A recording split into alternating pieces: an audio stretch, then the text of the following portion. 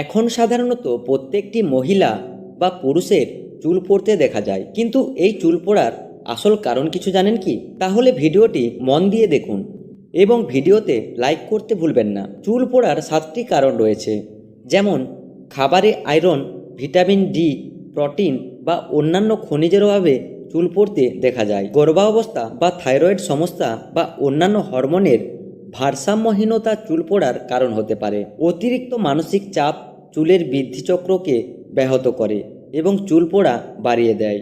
বংশগত কারণে চুল পড়ার সমস্যা দেখা যায়। অনেক সময় রোগের কারণেও চুল ওঠার সম্ভাবনা থাকে।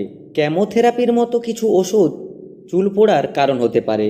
ঘুম ও বিশ্রামের অভাবও এই সমস্যা আসতে পারে।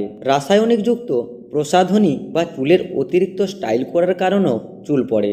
আমার চ্যানেলের ভিডিও যদি আপনার ভালো লাগে তাহলে চ্যানেলটি সাবস্ক্রাইব করে পাশে থাকুন।